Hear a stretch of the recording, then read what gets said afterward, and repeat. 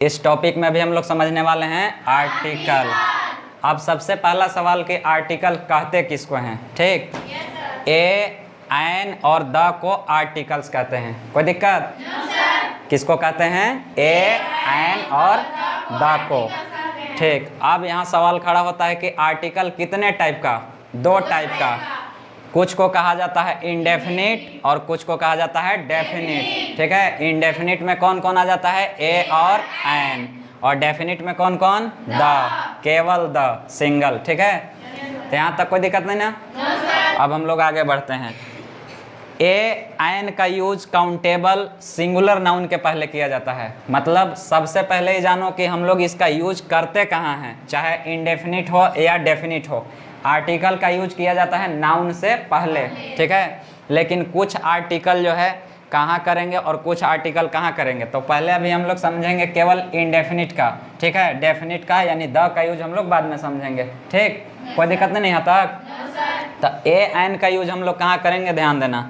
ए या एन का use countable singular noun के पहले किया जाता है। अब ध्यान देना, नाउन कितने टाइप का होता है, मत कहना कि 5। ठीक, अभी हम लोग यहाँ 5 वाला नहीं समझने वाले हैं, हम लोग यहाँ भी समझने वाले हैं 2 टाइप वाला। एक को कहते हैं काउंटेबल, ठीक है, काउंटेबल, और एक हो जाता है अनकाउंटेबल। इतना तो समझदारी है। अब काउंटेबल में भी अगर बांट करके देखा जाए तो 2 टाइप का हो जाता है। कौन कौन हो जाता है? सिंगुलर और प्लूरल। जैसे एग्जाम्पल, पेन, तो ये क्या हुआ? सिंगुलर। सिंगुलर मीन्स एक वचन, एक वचन मतलब एगो, और प्लूरल मीन्स बहुवचन। बहुवचन मतलब एक से ज़्यादा। यानी पेन का अगर प्लूरल करेंगे तो क्या हो जाएगा? पेन्स। कोई दिक्कत? और एक होता है अनकाउंटेबल। अनकाउंटेबल में क्या क्या चीज़ आता है? बहुत सारे पदार्थ आते हैं, जैसे वाटर ना, कर्ड, मिल्क, ऑयल, बहुत सारा आता है। समझ में आ रहा है ना? यानी जिसको गिन नहीं पाते हैं वैसे नाउन को हम लोग क्या कहते हैं? अनकाउंटेबल। और काउंटेबल उसको कहते हैं जिसको हम लोग गिन सकते हैं। लेकिन ए, एन का यूज कहाँ करना है? सिंगुलर नंबर में। काउंटेबल होना चाहिए लेकिन सिंगुलर। अब काउंटेबल तो सिंगुलर भी होता है और प्लूरल भी होता है, तब ऐसा मत कह देना कि काउंटेबल के साथ हम लोग को यूज करना है ए और एन। नहीं, केवल कहाँ? काउंटेबल होना चाहिए लेकिन सिंगुलर। कोई दिक्कत? वही चीज़ यहाँ समझाया गया है कि ए, एन का यूज काउंटेबल सिंगुलर नाउन के पहले किया जाता है। कोई दिक्कत नहीं यहाँ तक? आप ध्यान देना, तब कहाँ ए करेंगे और कहाँ एन करेंगे। ये तो क्लियर हो गया कि काउंटेबल सिंगुलर नाउन के पहले हम लोग को ए या एन का यूज करना है। लेकिन अब ए लगाएंगे कि एन लगाएंगे, इसके लिए तो समझदारी होना चाहिए। तो इसके लिए हम कैसे समझेंगे कि ए लगाएं कि एन लगाएं? इसका विशेषता यहाँ देखो, कॉन्सोनेंट साउंड के पहले, यानी अगर कोई नाउन को हम पढ़ेंगे यानी प्रोनाउंसिएशन उच्चारण करेंगे, तो उसका जो फर्स्ट लेटर आएगा उसका साउंड कैसा निकलेगा? कॉन्सोनेंट जैसा अगर निकलेगा तो उसके पहले हम लोग लगाएंगे ए, और अगर भावेल जैसा निकलेगा तब लगाएंगे एन। जैसे एग्जाम्पल एक ले लेते हैं यहीं से, पेन का। ठीक है, जैसे पेन। अब बताओ, जैसे बचपन में तुम लोग सीखा होगा, चाहे बहुत सारे लोग सिखाते भी हैं बच्चे लोग को, कि फर्स्ट लेटर देखो कॉन्सोनेंट तो लगा दो ए, अब फर्स्ट लेटर देखो भावेल तो लगा दो एन। लेकिन ये बिल्कुल 100% सही वर्क नहीं करता है। समझ में आया? इसलिए 100% अगर सही वर्क कराना है तो साउंड के बेसिस पर जाओ। ठीक है, साउंड करके देखो।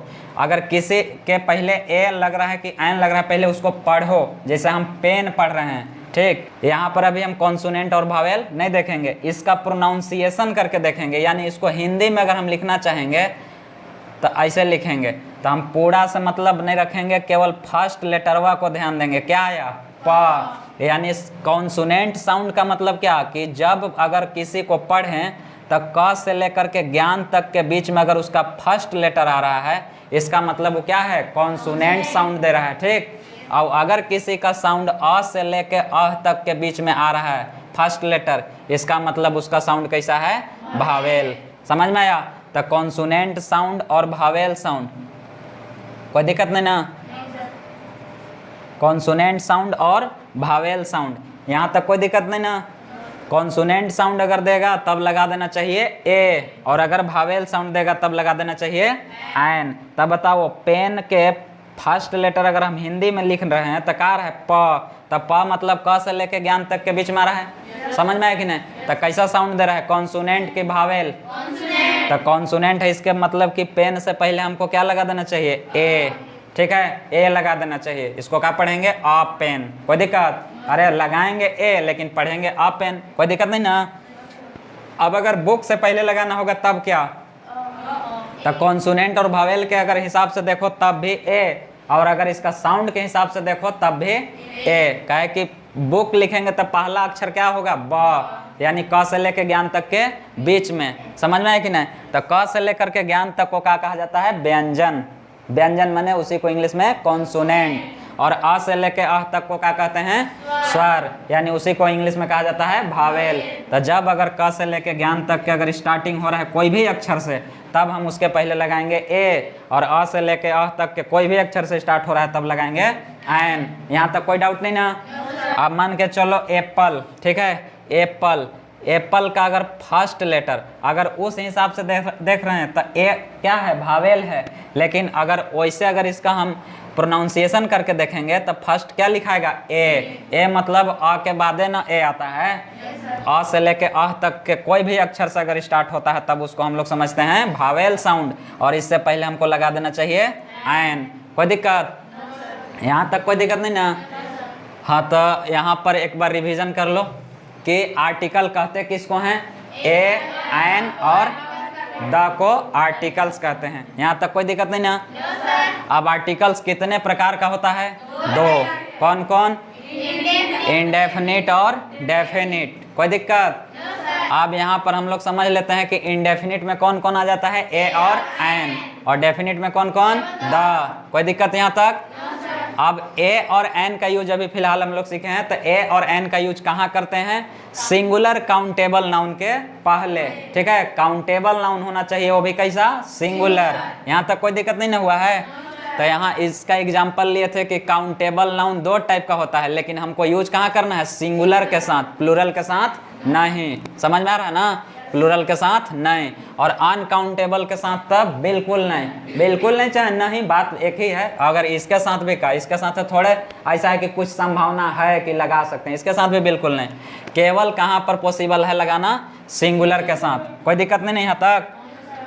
तो इधर तुम लोग को शायद समझ में आ गया कि हम लोग ए और एन किस बेसिस पर लगाते हैं, साउंड बेसिस पर। अगर साउंड देता है कॉन्सोनेंट जैसा तब लगाते हैं हम लोग ए, और अगर साउंड देता है भावेल जैसा तब लगाते हैं एन। कोई दिक्कत, ठीक। तब नेक्स्ट में अभी हम लोग समझने वाले हैं कि द का यूज कहाँ करेंगे, ठीक। उससे पहले अभी हम लोग समझेंगे, कुछ एग्जाम्पल लेंगे ए और एन से रिलेटेड, और टेस्ट होगा तुम लोग का कि कितना समझदारी हुआ, कहाँ ए कहाँ एन भरना चाहिए, भर पा रहा है कि नहीं, है कि नहीं।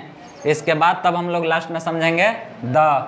फिलहाल इतना समझ लो यहाँ कि कभी कभी द को द भी पढ़ते हैं और कभी कभी दी भी पढ़ते हैं। समझ में आया, कभी कभी द और कभी कभी दी। कोई दिक्कत। आप बताओ कि द कब पढ़ते हैं और दी कब पढ़ते हैं, इसके पीछे भी कुछ रीजन है ना। जैसे ए मतलब भी एक और एन मतलब भी एक, लेकिन यूज दोनों का अलग अलग है। तो यहाँ भी कभी कभी सेम, स्पेलिंग सेम है, THE, कोई चेंजिंग नहीं, लेकिन इसका प्रोनाउंसिएशन अलग है। कभी इसको पढ़ेंगे द और कभी पढ़ेंगे दी। बताओ इसके पीछे रीजन पता है। जब यहाँ पर भी साउंड देखना है, जब कॉन्सोनेंट साउंड है, यानी जिस नाउन से पहले अगर हम इसका यूज कर रहे हैं द का, तो उसका साउंड देखेंगे। अगर कॉन्सोनेंट साउंड है तब हम उसको पढ़ेंगे द, और अगर भावेल साउंड है तब पढ़ेंगे दी। कोई दिक्कत। तो कॉन्सोनेंट साउंड होने पर हमको पढ़ना चाहिए द, और भावेल साउंड होने के बाद पढ़ना चाहिए दी। तो एग्जाम्पल यहीं से ले लो, जैसे बुक, बुक से पहले अगर हम द लगा रहे हैं तो अब इसको द पढ़ेंगे कि दी, द। का है कि बुक कैसा साउंड दे रहा है, कॉन्सोनेंट। लेकिन कभी कभी देखा होगा जैसे मूवी एंड होता है तो END लिखते हैं, ठीक है, END, और उससे पहले द लगावल रहता है। तो इसको द एंड पढ़ना चाहिए कि दी एंड पढ़ना चाहिए, समझ में आया कि नहीं। इसको पढ़ना चाहिए दी एंड। का है कि एंड जो है कैसा साउंड दे रहा है, भावेल जैसा। कोई दिक्कत। तो द को कहाँ द पढ़ना है और कहाँ दी पढ़ना है, कोई दिक्कत नहीं ना। अभी हम लोग और भी एग्जाम्पल लेंगे और खूब बेहतरीन ढंग से सीखेंगे कि कहाँ द कहाँ दी। शॉर्ट में समझ में आ गया होगा कि कहाँ द लगाना चाहिए और कहाँ दी, मतलब सेम स्पेलिंग लेकिन पढ़ेंगे अलग अलग। कोई दिक्कत नहीं है तक? चलो ठीक।